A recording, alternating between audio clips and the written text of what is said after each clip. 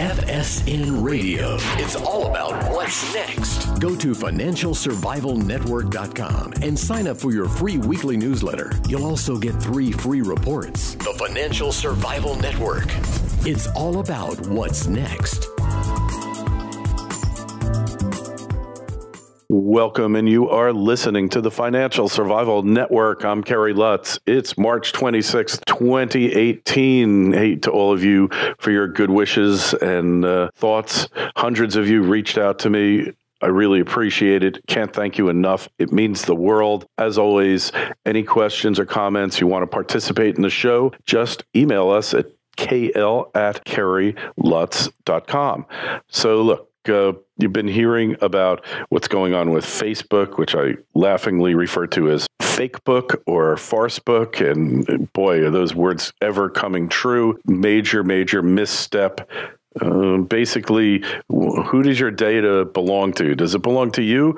Does it belong to Facebook and any of their contractors who mine it from Facebook? It's a real good question. They've been caught here. And it really comes down to a question of branding. How seriously has the Facebook brand been damaged by the recent disclosures? And what will the lasting effect be? And you hear about it from a branding expert, Karen Leland. You're author of 8 best-selling books. Your latest, The Brand Mapping Strategy, couldn't be more timely than right now. And you're the branding expert, so welcome to the show. Well, thank you so much. I'm so happy to be here. So branding. Brand is everything. Look, it's like Kleenex, it's like Oreo cookies, it's like so many others, Tylenol. Brands get damaged in the regular course of business through extraordinary events. Clearly, a lot of times it's self-inflicted, like in the case of Facebook here. And you seem to have a guy running Facebook, Mark Zuckerberg, a fellow former Westchesterite like myself, a brilliant guy, perhaps a bit of a idiot savant, I'm not sure, but he's never really cared, Karen, about privacy.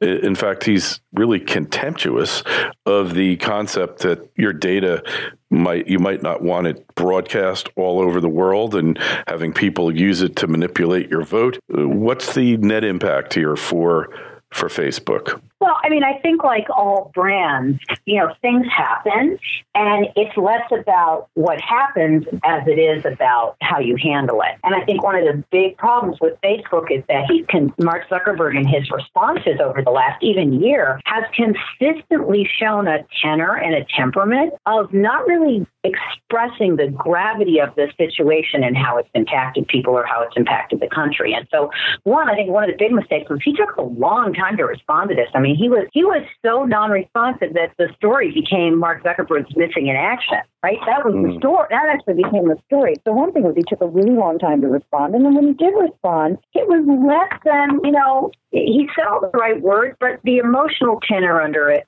wasn't really one of truly understanding what was going on. That's not unusual. You look at what happened with Nunez and United Airlines when that passenger was dragged off the plane last year. Took him a while to respond, and when he first responded, the emotional tenor of the response was not great. And they've had some similar situations where the response hasn't been great. This last incident was where the puppy was killed. They probably handled it the best of anything. But you can only take so many hits as a company before your brand really starts to suffer. Right. And you reach a tipping point effectively, right? It becomes a tipping point where it doesn't matter. Your brand seems almost impervious up to a point, and then real lasting damage is done to it. Right. Is done. Yeah. So we at that and point? You can't recover. Yeah. You can't recover.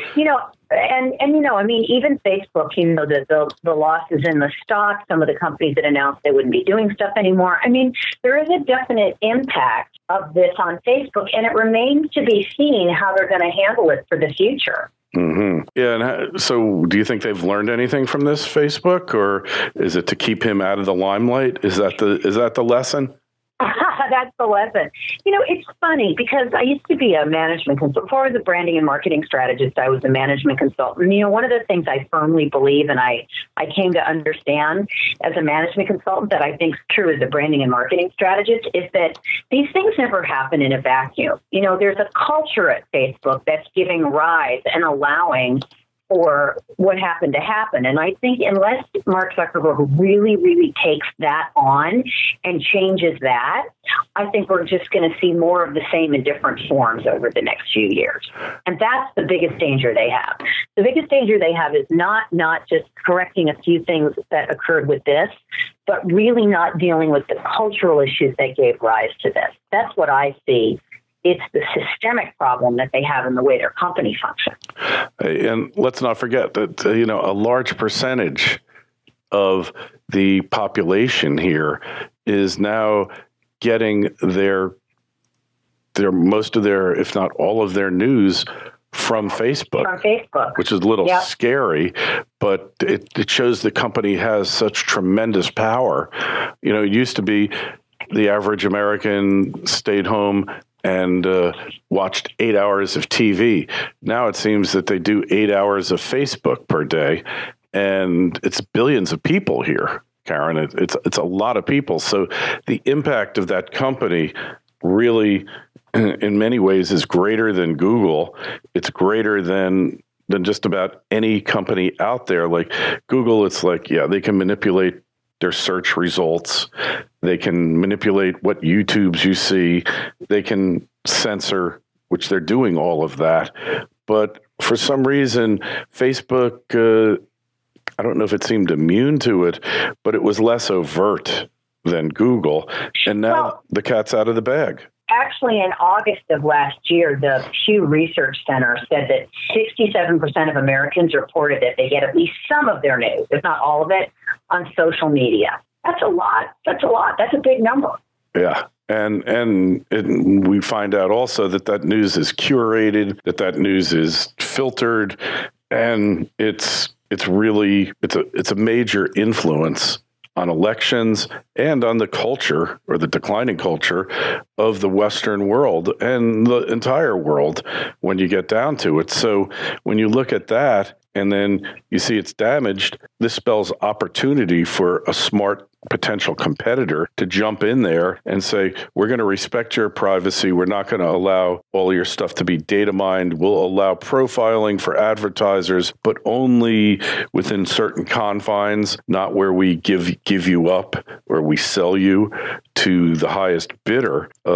There's an opportunity for a competitor to jump in here, isn't there? Well, there is. And, I've been doing what I've been doing for a long time. And I'll tell you, one of the things I have firmly come to believe is that people are always saying things like, well, we're the only game in town, or we're the top. You can never run a business based on that, because the reality is, as we all know, somebody can come along and can totally disrupt and transform the space in a nanosecond, and then you are behind. So I think that kind of arrogance is really what, that kind of resting on your laurels can get companies in huge amounts of trouble. And, all we have to do is look at certain industries to see that they disappeared overnight virtually. So, there's really no counting on anything. I'm sure Kodak at one point thought they were, invincible for all of eternity till the digital camera was invented. Yeah, and them, and hey, what about the big three automakers in the U.S.? They had the market all to themselves for decades. And then the 70s came around. They took their market for granted. Once you take your market for granted, you're in a lot of trouble, aren't you? Yeah, I don't think you can afford the arrogance ever of thinking, well, we're so big, we don't have to worry about it. And, so I don't think that's the attitude Facebook should have. I'm not saying it is the attitude they have, but it's not the attitude they should have. That's not the best way to build their brand. They certainly project that attitude to many of you. Well, I think part of the problem with Zuckerberg on some of these TV shows is he's been, he's said all the right things. He apologized and said what they were going to do and expressed concern, but he had sort of a way of doing it that was not particularly powerful and not particularly emotionally connecting with the audience. And in a certain way, from my experience as a branding strategist, really didn't convey that he got the gravity of the situation. And I think that, branding-wise, is going to be a problem for them moving forward. And, so much of what you do with branding, a lot of it is damage control because mistakes get made in any business. It's in any business, mistakes will get made. There's no question about it. Yeah, and how you respond really determines how your brand is going to get through it and whether or not you're going to go into decline. Just like they had this meteoric rise, Facebook, literally came out of nowhere to become a dominant force in America. They could go away the same way. They could conceivably, just become an obscure social networking company, profitable. I mean, look, IBM once ruled the computer world. So did Microsoft. And now they're, I wouldn't call them minor players, but they're medium sized players in the space. And then there's the whole cycle of building a brand and then destruction. Very few brands live on forever. The Coca-Colas of the world are really rather rare, aren't they? There's no question. And look at how many times Coca-Cola's had to reinvent themselves and keep up. Yeah. So reinvention is something that you deal with a brand throughout the history of your company or throughout its dominance or whatever. You've got to always be reinventing. How do you put a system in place to always be reinventing here, Karen? How do you stay relevant? Well, I think there's a couple of things you have to do. And one is you have to stay close to the customer. So one of the ways of reinventing is you have to continually be doing customer surveys, customer panels. You got to be talking to your customers to find out what are their concerns, what are their issues, what are they worried about, what are they concerned with, what do they want. You have to be doing that. You can't just be assuming you know what your customers want or saying, well, this is what we're going to give them. I mean, there's been lots of changes that Facebook has made that people haven't been happy with, but Facebook just hasn't been listening. So part of it is that you have to stay really close to your customer and really understand what it is that they're looking for and they want. That's number one. Number two is you can't have that attitude of, well, we're no worse than anybody else in our industry. That's not a great inspiring way to run a company. It's like you always have to be striving for what's the best and the next and the right thing to do, not, well, we're not, everybody else is doing the same thing or everybody else is just as bad. So I think that's another sort of default that companies go into that creates them from really doing that kind of staying on the edge and innovating and reinventing. And, then I think the third thing is you can't get overly stuck on, this is how we've always done it. You can't, this is how we've always done it. This is how it's always worked, because that just is a path to no change.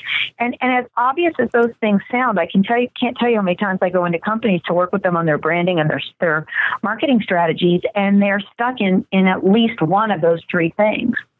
Mm-hmm. Yeah. And another question, though, is your spokesman. It's not always a good idea for your spokesman to be the CEO of the company, is it? Well, no, it's not. I mean, it depends on it, but it's not, because especially if that person doesn't have a great capacity at that. Like, I wouldn't say Zuckerberg is a great, he needs some media training. He's not a great public figure from that point of view. But part of the problem is sometimes with the company, you just have to hear from the CEO. So it's like that's why I always tell my clients, every CEO today has to have a personal brand and a strong one. So that there's no getting around it in the world that we live in today. Yeah. So the CEO is an invaluable part of a company's brand, but over-reliance upon them or improperly trained,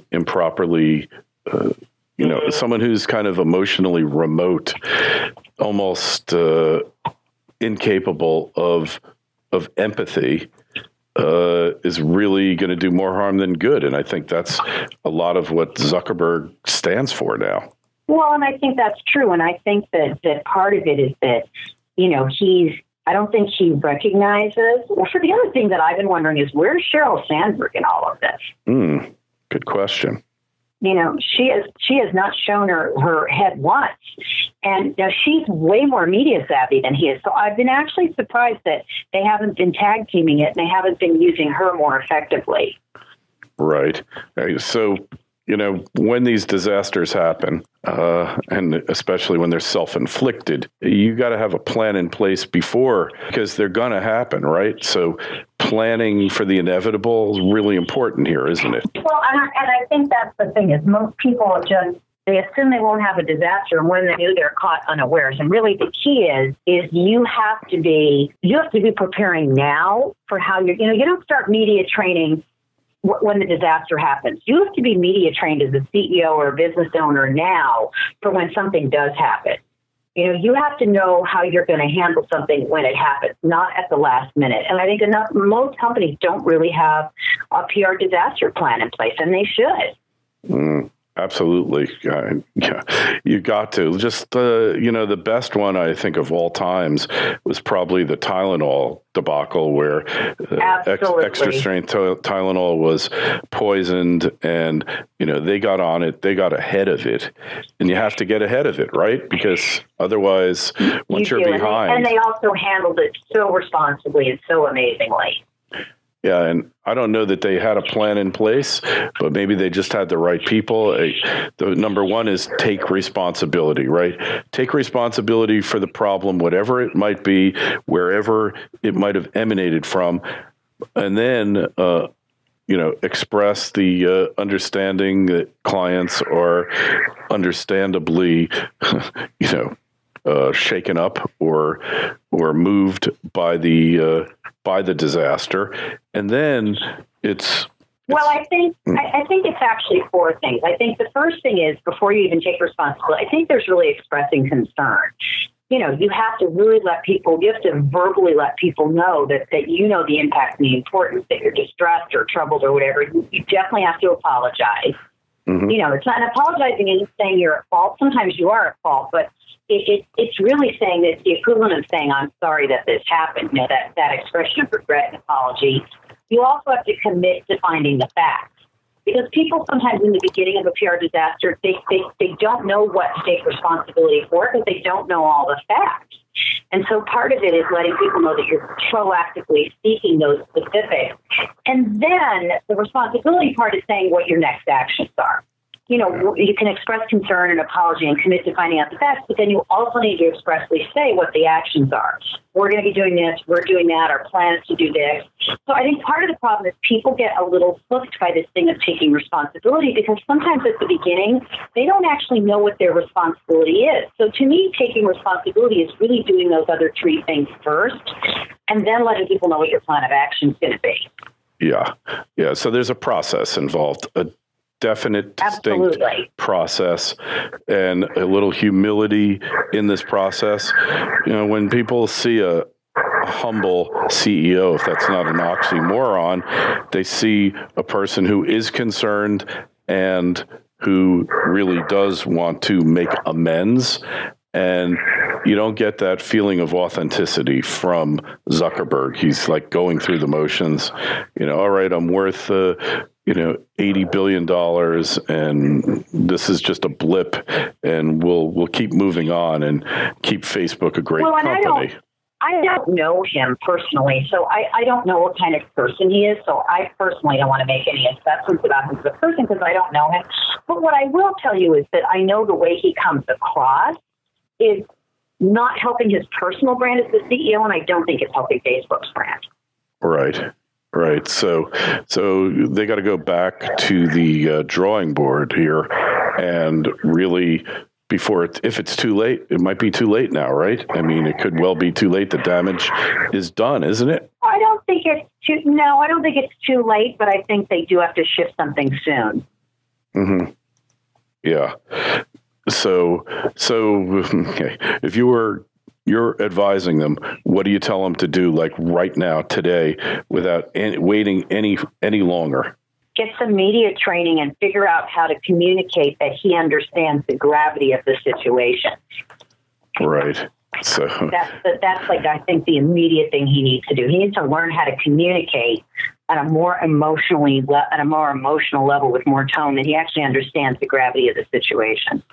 Right. That makes total sense. And have you seen any other companies like get involved in similar situations, really affecting their brand? I think United has just continued to make unbelievable PR mistakes. But again, it's back to what I said.